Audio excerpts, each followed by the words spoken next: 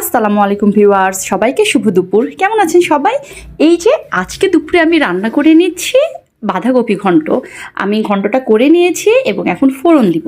আমি ফোড়নে কয়েকটা রসুন থেতো করে নিয়েছি এবং সেটা গরম তেলে দিয়ে দিলাম। এটা হালকা লাল লাল হয়ে আসলে আমি পাঁচ ফোড়ন দিয়ে দিব।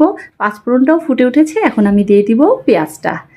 এই যে পেঁয়াজটা হালকা লাল লাল হয়ে আসলে আপনি ঠিক সেই মুহূর্তে দিয়ে দিবেন আপনার বাঁধাকপি ঘন্টটা। আমি বাঁধাকপি ঘন্টটা করেছি হলো এখনকার হলো কুমড়ো বড়ি দিয়ে। কুমড়ো বড়ি দিয়ে অনেক মজা লাগে, আপনারা ট্রাই করবেন। আমি বাঁধাকপি কুচি করে কেটে ওর মধ্যে কিছুটা আলু দিয়ে দিয়েছি যেন সফট হয়, এবং তারপরেও অন্যান্য সব মশলা দিয়ে এটাকে সিদ্ধ করে আমি ঘন্ট করে নিয়েছি। এবং যদি আপনার কাছে মনে হয় আরেকটু সফট লাগবে, আপনি ওর মধ্যে একটু আটা দিয়ে দিবেন, তাহলে আরও সফট হয়ে যাবে। দেখতেই পাচ্ছেন অনেক সুন্দর সফট হয়েছে।